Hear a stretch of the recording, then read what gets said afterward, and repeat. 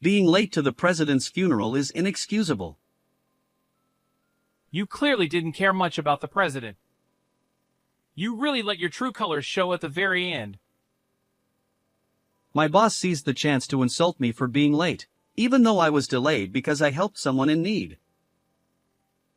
I'm going to be the next president. When that happens, you're fired.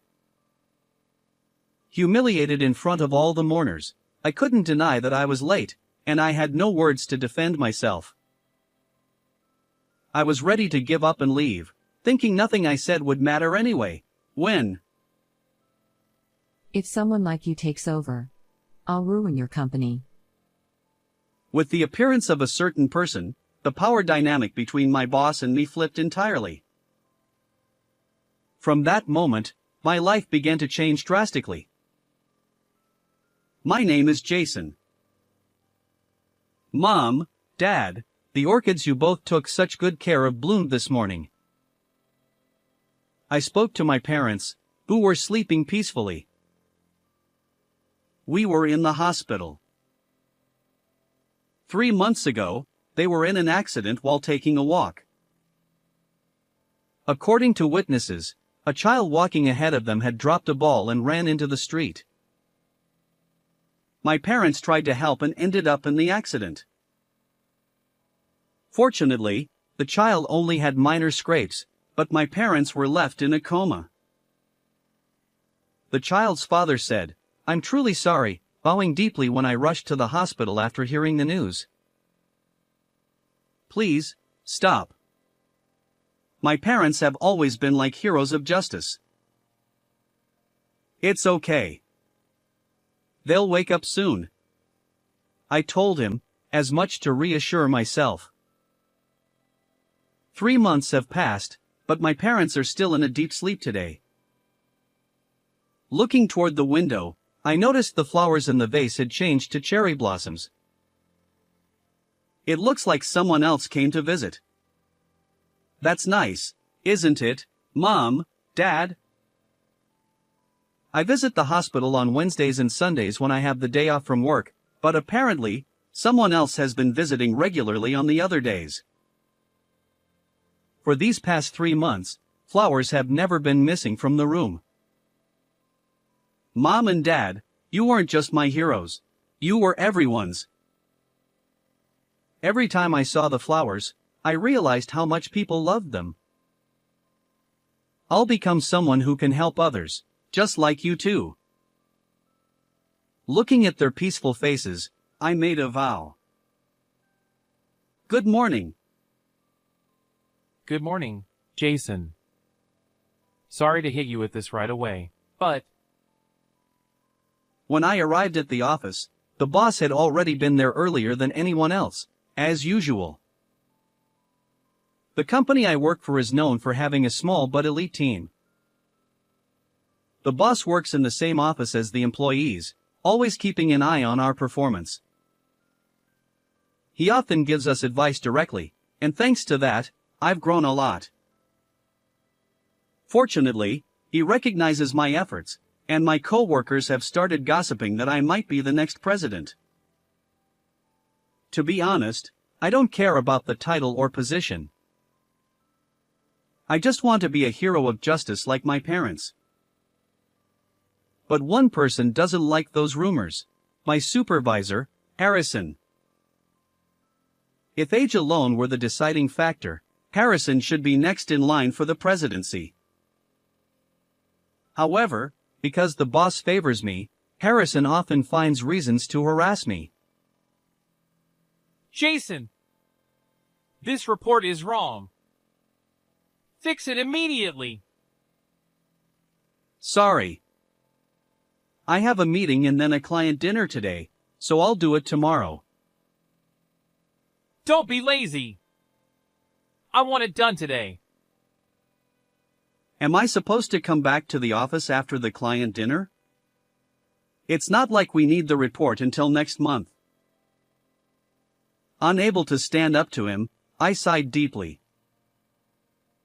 Wait, he hasn't come in yet? One day, I arrived at the usual time, but the boss wasn't there, as he normally would be. "Take it easy for a change," I thought as I watered the plants by the window, something he usually did. But even after work hours began, the boss still hadn't shown up. Where is the boss? As everyone in the office started getting worried, the phone rang. Good morning. This is Harris Enterprises. The coworker's voice suddenly dropped. After hanging up, she looked down and said, It was the boss's wife. He passed away last night. "What?" The office fell silent. Apparently, the boss collapsed suddenly at home last night. He was rushed to the hospital, but he passed away shortly after. No way. He was so full of energy yesterday. I looked at his desk. Piles of work he'd planned to tackle today were still sitting there. "Don't leave so suddenly. I could do my best because you were here." Overwhelmed with mixed emotions, I couldn't focus on work for the rest of the day. 2 days later, the day of the president's funeral arrived, though I still hadn't come to terms with everything. I put on the unfamiliar formal suit and left the house, but everything outside looked just as usual.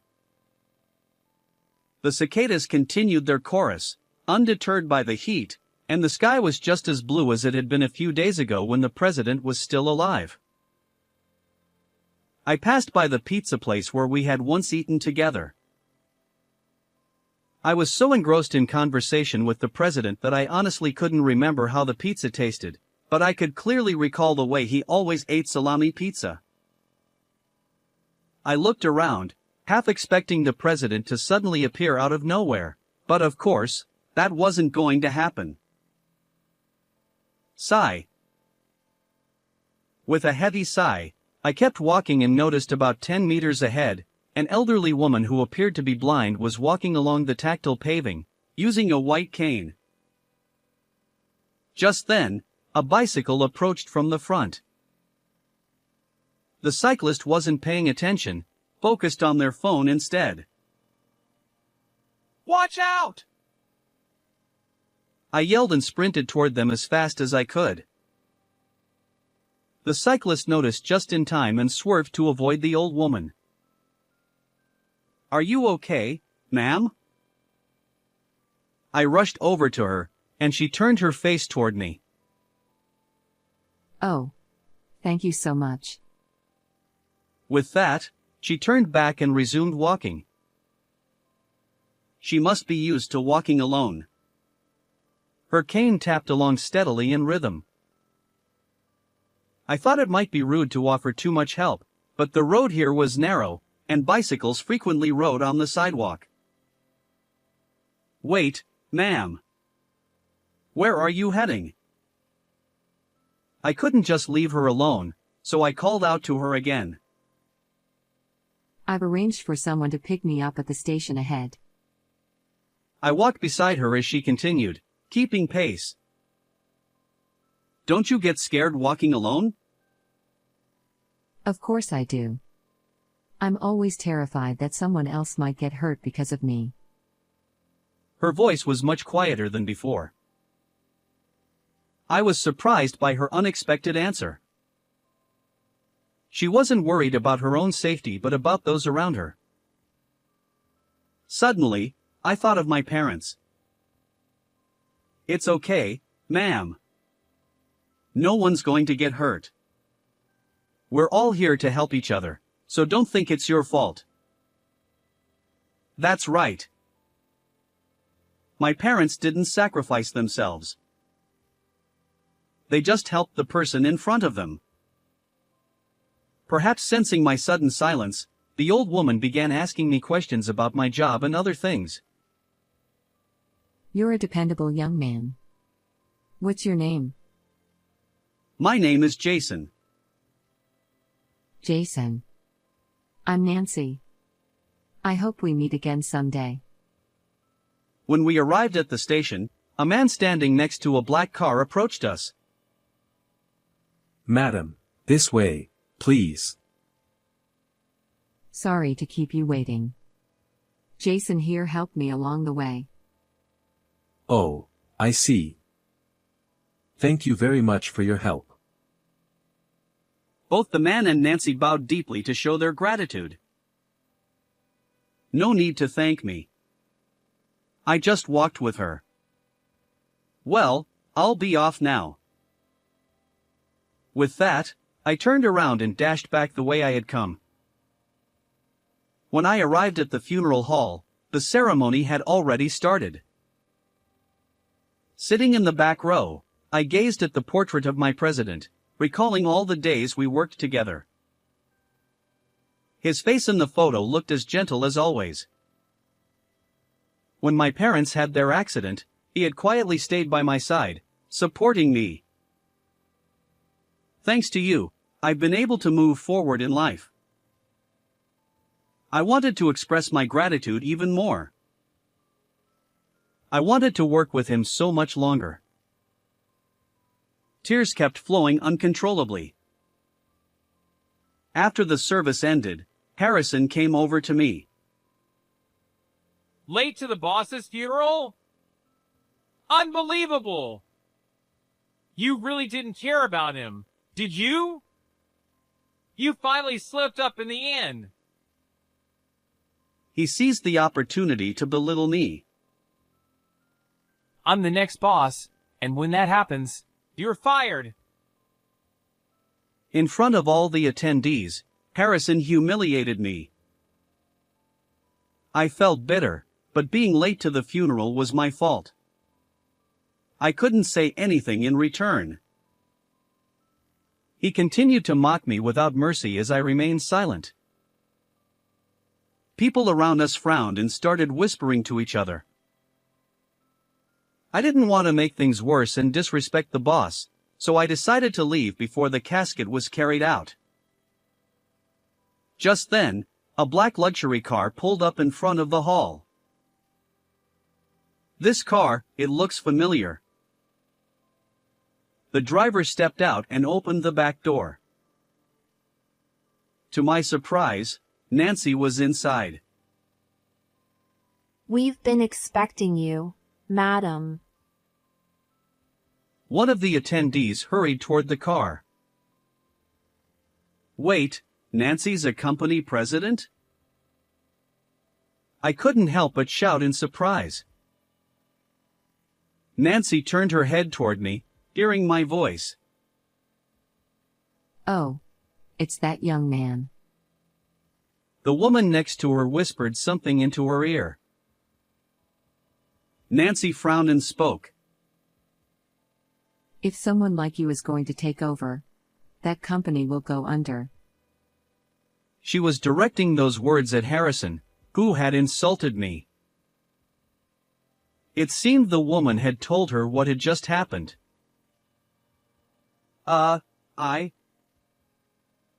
Stunned by the sudden turn of events, I struggled to find words. Sensing my confusion, Nancy smiled and explained.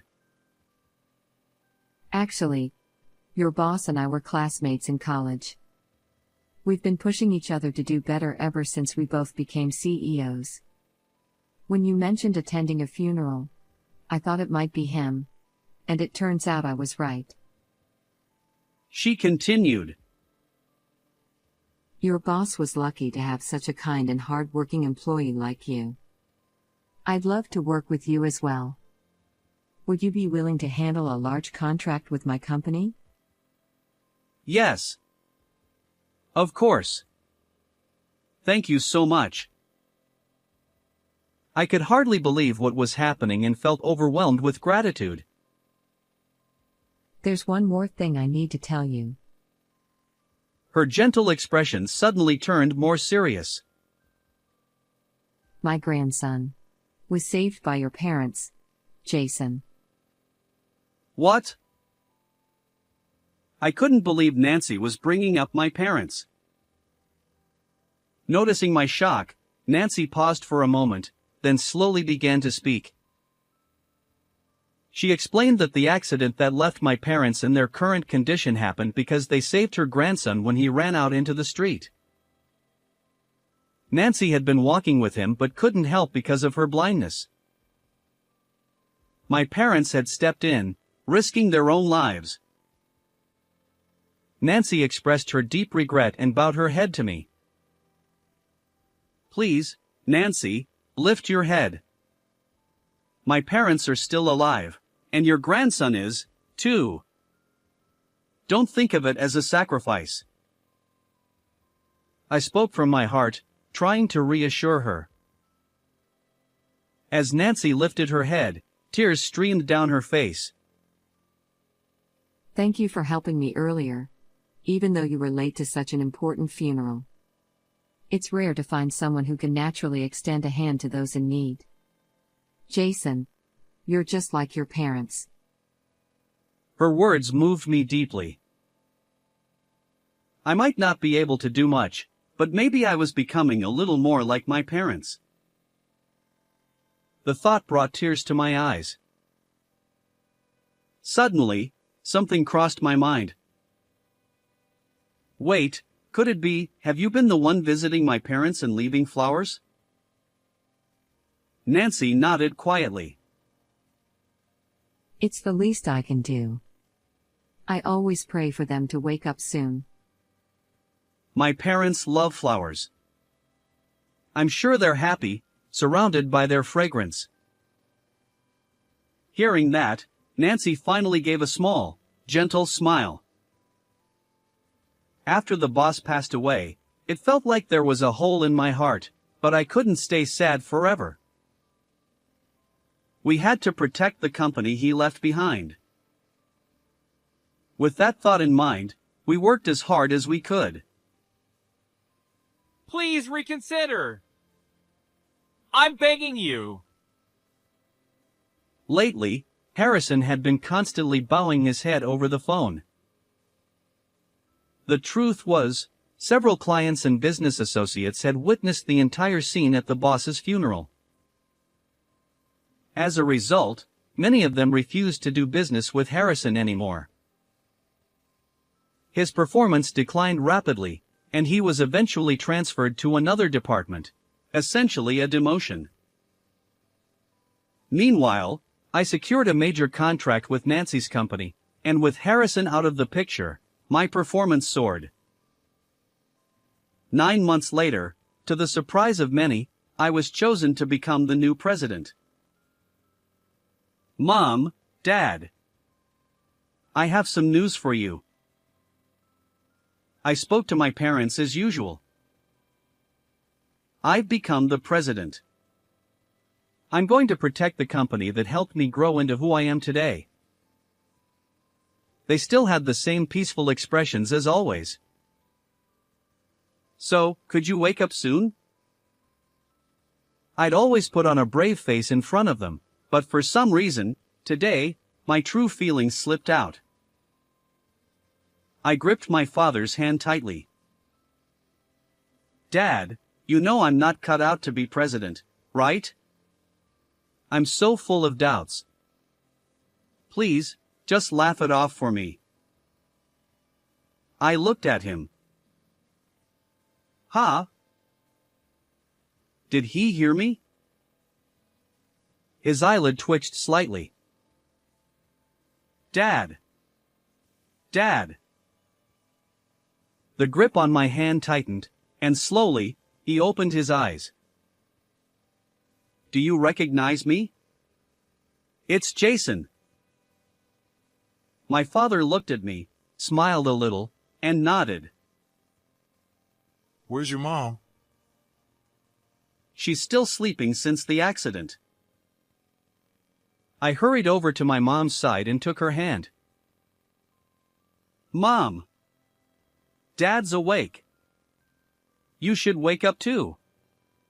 I want to drink your soup again. My father called out her name as well. Then, I felt her fingers move slightly. Mom. Mom! Incredibly, my mom opened her eyes just a little. I had such a pleasant dream, surrounded by the scent of so many flowers. She smiled. I couldn't believe it. I was actually talking to both of them. My vision blurred with tears as I tried to get a better look at their faces. With my face soaked in tears, I pointed toward the window. The child you saved is doing well. Their family always brings these flowers for you. Sweet peas, aren't they? How lovely. In the direction they were looking, colorful sweet peas bloomed. Coincidentally, sweet peas were my mother's favorite flower. Thank you, Nancy, I whispered in my heart. The sight of my beloved parents smiling at each other was blindingly beautiful. It struck me how truly happy it is to have the people you care about smiling right in front of you. So, is it true? You've become the president? Really? We should celebrate. I'm not a kid anymore, no need to celebrate. I felt embarrassed and declined without thinking. No matter how old you get, you'll always be our precious child. Everyone is special to someone, so life must be cherished. Sorry for making you worry, Jason. My father bowed his head, and my mother followed suit. I'm proud of you, Dad and Mom. I want to become more like both of you. I looked into their eyes and expressed my feelings. They exchanged glances, their eyes filling with tears. Ah, I'm so happy. Savoring this happiness, I vowed to keep living with my parents as my inspiration. How did you enjoy today's story? Don't forget to subscribe to the channel. See you in the next video.